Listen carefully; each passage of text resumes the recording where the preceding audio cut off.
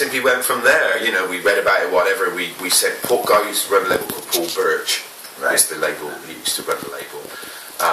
And we'd send him something, whatever that was, I can't remember. Anyway, he came back and said, yeah, great. So we went up to a studio in Birmingham. When I say studio, it was basically a garage.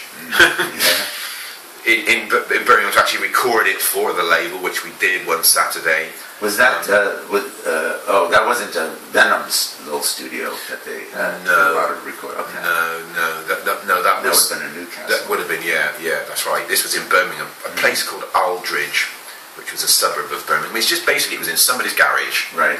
Because we're like, where's the studio? And he kind of unlocks opens a garage door. Here it is. I was like, okay, you know. Well, that was cool. That's how it was. Yeah. It was that, you know. And we went in there, closed the garage door, and you know. It hasn't changed. No. we did it in there in a couple of hours, and went home again. And that was the very first thing we did. And of course we hadn't had any vinyl out then.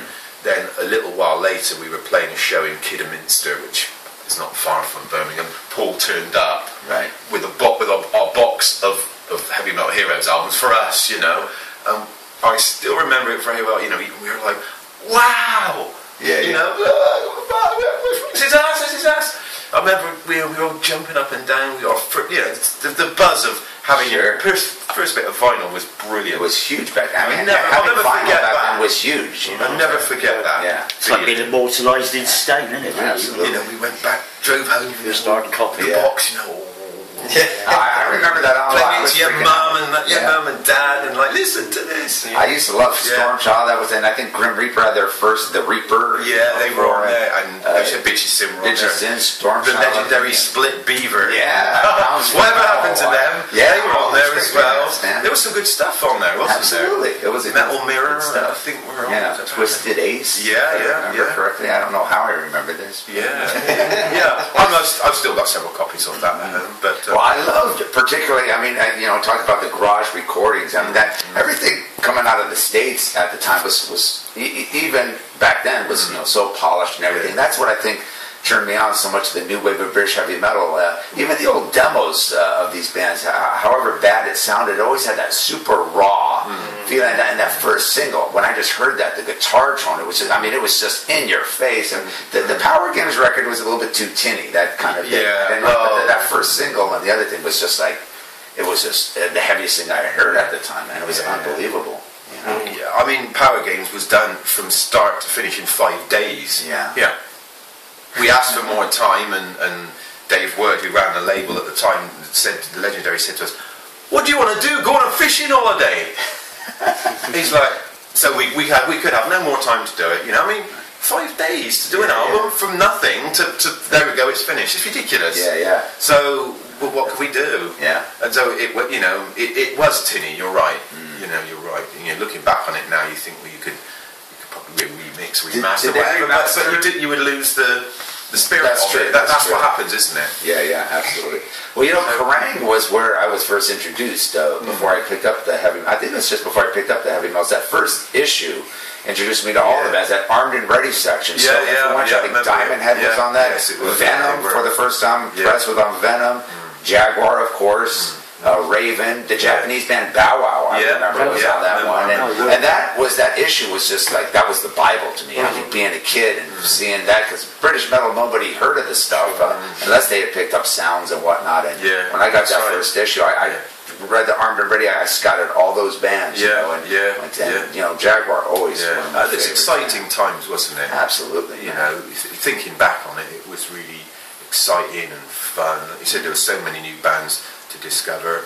My particular 2 favourites from the NWOBHM from the era, if you like, are Raven. I mean, Rock Until You Drop. I just like now I put it on all the time. It's such a great record. Absolutely. And and Diamond Head I always liked as well. I mean, we played with Diamond Head a while ago, luckily, and I remember meeting Brian Tapley. I was like, I was really like, I don't know if you remember that. Lovely bloke. I thought, should I Shall I speak to him or not? It was a big moment they for were me. a band that would have and should have made it. Yeah, they were really. I mean, back then it was like riffs were brilliant. Absolutely, awesome riffs. Yeah. I mean, them and Angelwitch. I mean, I think even more so than Maiden, they were good. Them, Angelwitch, and Samson were always the bands that the press were saying were like going to break. And you would have thought they would have, particularly Diamond Head, because that Diamond Head of the Nations was way ahead of its time. We had a club in Bristol where I grew up called the Granary Club.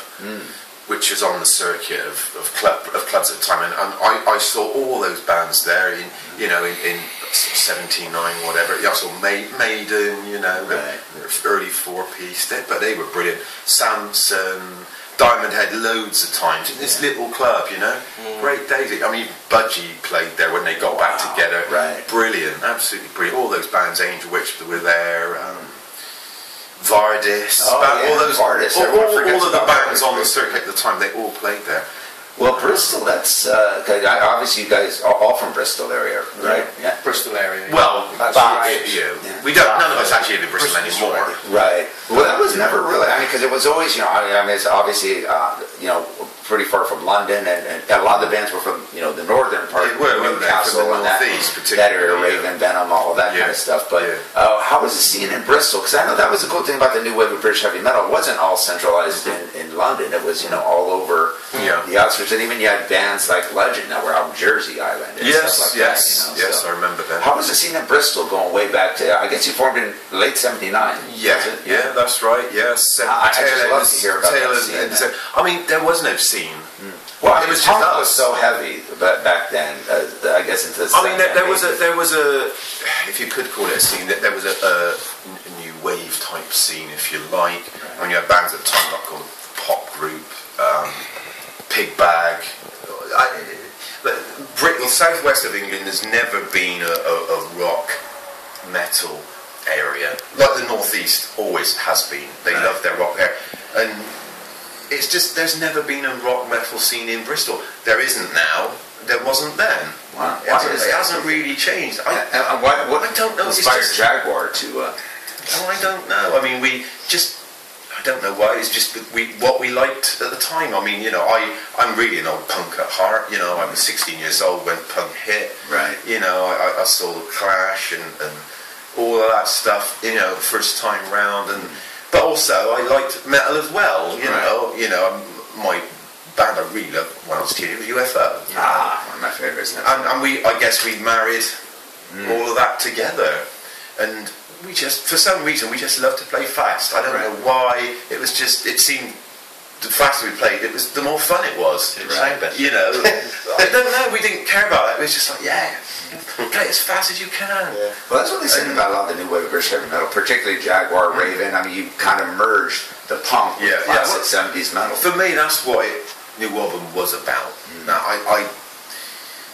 things are.